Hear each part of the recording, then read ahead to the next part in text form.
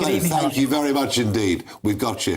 The nighttime economy, pubs, bars, big shout out from the Chancellor in the budget. It just wasn't true, Sacha, was it? So, Nigel, rewind a bit further, actually. And I was at the Labour Party manifesto launch in Manchester. And she told the audience, that was made up of her now cabinet and the world's press, that she was going to be the Chancellor of Business and Growth. And she couldn't be further from the truth. The first thing she did was introduce a hike in national insurance, which was catastrophic. But the whole time she said, look, to my industry, I'm going to support you with the business rates reform. So I'm going to look after the small guys, the pubs, the cafes, the small independent restaurants on the high streets, reform the business rates that are broken. And I'm going to go after the big boys with the Amazon warehouses and the parcel forces of the world. We thought, great, okay. And then the clip you've just showed now, she stood at the dispatch box and announced this thing. And we thought, well, do you know what? She's kept to her word. And then my phone lit up within an hour. People started to put the numbers in, and pubs increased on average 76%. Hotels, shockingly, 115%. Right. So let me get this straight. Labour wins a landslide victory, promises to be the party of business and growth, and less than a year later, one of their own former donors is on national television, literally praying for a leadership contest. Not hoping, not suggesting, praying to God for Keir Starmer to get the boot. You couldn't write this stuff if you tried. Welcome to Brit Hour, where we're diving headfirst into the absolute circus that is Labour's current crisis. And trust me, by the end of this video, you'll understand why even the people who paid to get them elected are now demanding refunds. But before we get into this glorious mess, smash that subscribe button and hit the bell icon, because British politics right now is moving faster than Rachel Reeves backtracking on a tax policy, and you don't want to miss a second of it. So here's the setup. Sacha Lord, entrepreneur extraordinaire, former Labour donor, and ex-advisor to Andy Burnham, you know, the Manchester mayor who looks like he's perpetually one disappointing pint away from starting a revolution, goes on GB News with Nigel Farage, of all people, and absolutely tears into Keir Starmer's government. And I mean tears into them. We're talking full, scorched earth, burn the bridges, salt the fields kind of rant. The kind of rant that makes you wonder if he's been storing up grievances in a little notebook labeled, "Things I'll say when I finally snap." And snap, he did.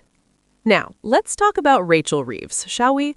The self-proclaimed Chancellor of Business and Growth. Remember that? She stood at Labour's manifesto launch in Manchester, surrounded by the cabinet and international press, declared herself the champion of British enterprise, and then, plot twist, immediately introduced a national insurance hike so catastrophic that small businesses started treating it like their own personal apocalypse. It's like announcing you're the new captain of the Titanic and your first order of business is ramming it into another iceberg just to make sure the first one wasn't a fluke. But wait, it gets better. The UK Statistics Authority, literally the people whose job it is to fact-check politicians, came out and said Reeves should have been clearer about the impact of her tax rate on British pubs. That's British bureaucrat speak for she absolutely misled everyone, and we're being incredibly polite about it. She claimed Labour would cut business rates for pubs to a 35-year low, while simultaneously unleashing a budgetary Armageddon that had pub landlords across the country considering career changes into something more stable, like competitive lion taming or cryptocurrency day trading. And here's where Sacha Lord really gets going. He's at the Nighttime Industry Conference in Liverpool, speaking to 2,000 delegates, 2,000 people whose entire livelihoods depend on hospitality staying alive, and he asked them a simple question. Does anyone have anything good to say about Rachel Reeves or the Prime Minister? Crickets. Complete silence. The kind of awkward quiet that makes you want to crawl into a cupboard and rethink your life choices. So when someone asks Lord what his one wish for the year would be, he doesn't hold back. A new Prime Minister and a new Chancellor. And what happens? the biggest round of applause of the entire conference. That's not just criticism. That's a standing ovation for demanding your own party's leadership gets binned. Think about that for a second. This is like hiring a band for your wedding, and halfway through the reception, the bride stands up and says, "You know what? These guys are rubbish. Can we get literally anyone else?"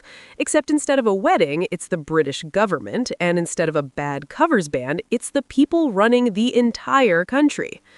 But here's where it stops being funny and starts being genuinely heartbreaking. Lord tells the story about a pub landlord in Coventry. This bloke had run his pub for years, raised his kids in the flat above it, built his entire life around this place. Then Reeves' policies hit. By January, he'd given it all up. Lost the pub, lost his home, lost his dream. And his mental health? Absolutely shattered. Lord says the impact has been worse than COVID. Considering what COVID did to hospitality, that's saying something. We're talking about an industry that survived a global pandemic, weathered lockdowns, adapted to every restriction imaginable, and now they're being taken out by their own government's budget. It's like surviving a shark attack, only to be finished off by a particularly aggressive seagull stealing your chips. And Lord nails it with one simple line: a pub is more than just a pint. He's absolutely right. It's the cornerstone of British social life, the beating heart of communities, the place where history happens over half a lager and a packet of peanuts. And this government is systematically dismantling them with the kind of efficiency usually reserved for German engineering. Now, let's talk about the leadership situation, because this is where things get properly wild. Scottish Labour leader Anna Sarwar, and we'll come back to that bombshell in a minute, called for Keir Starmer to resign on Monday. Lord says he had hope, genuine hope, that the Prime Minister might actually do the honourable thing and step down. Spoiler alert, he didn't. The cabinet rallied around their man faster than MPs claiming expenses for a second home. But Lord isn't giving up. He's convinced something has to break, and he might be onto something. Because here's where we need to address the elephant in the room that's also somehow on fire and juggling chainsaws. Downing Street became aware that ex-aide Lord Matthew Doyle had campaigned for Councillor Sean Morton, who has been charged with child sex offences. Read that again. Let it sink in. Lord's response? We are talking about pedophilia and sex trafficking right in the heart of the British government. Never in my lifetime have I ever seen anything like this before. And honestly, neither have most of us. This isn't your standard political scandal about expenses or affairs or saying something stupid on Twitter. This is the kind of thing that makes Watergate look like someone nicked a stapler from the office. Lord then drops another truth bomb that should terrify Labour MPs everywhere. Hard-working Labour councillors in Greater Manchester are going to lose their seats in May through absolutely no fault of their own. They've been doing their jobs, serving their communities, keeping their heads down, and they're about to get obliterated in the local elections because of decisions made in Westminster. As Lord puts it, the fish rots from the head. And right now, the head is so rotten you can smell it from Scotland. Which brings us back to Anna Sarwar's resignation call. Let's zoom out for a second. Labour won a massive majority less than a year ago on promises of competence, stability, and being the adults in the room after years of conservative chaos.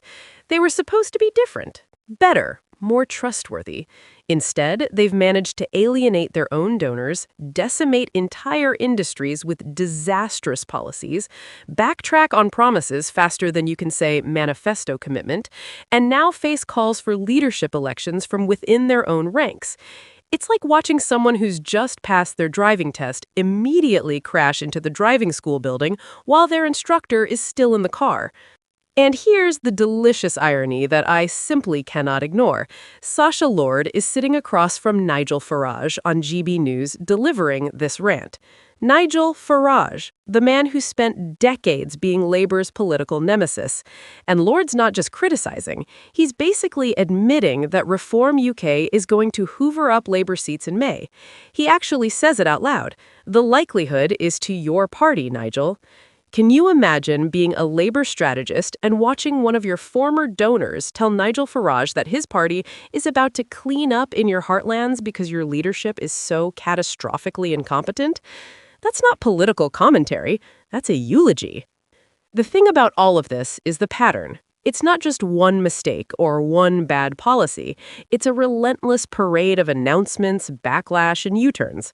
Announce something, wait for your own MPs to revolt, backtrack, claim you're listening, and then do it all over again with the next disaster.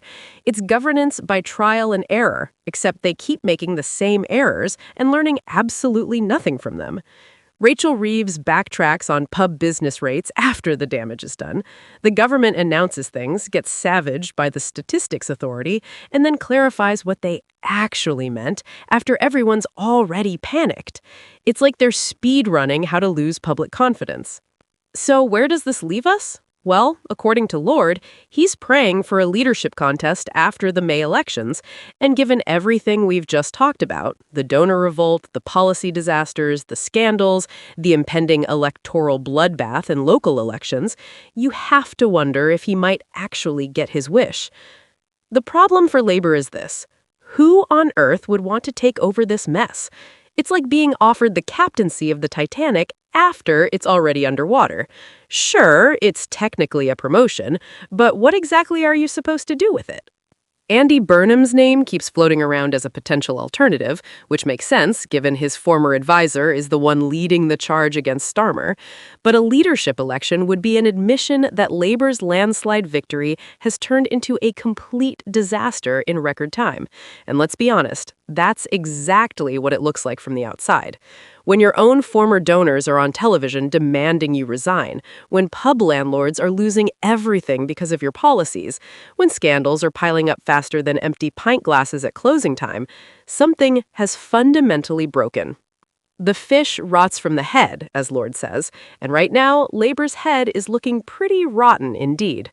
Whether Starmer survives until May is anyone's guess. Whether Labour survives the local elections with their majority intact is an even bigger question. But one thing's for certain, we're watching political chaos unfold in real time, and it's absolutely riveting television. Thanks for watching Brit Hour. This has been a wild ride through Labour's current crisis, and trust me, it's only going to get wilder from here. What do you think? Is Starmer done? Should there be a leadership election? Drop your thoughts in the comments below. And seriously, if you haven't already, subscribe and hit that notification bell because British politics right now is more unpredictable than a British summer, and you won't want to miss what happens next. Until next time, stay sharp, stay informed, and remember, the fish always rots from the head. Cheers!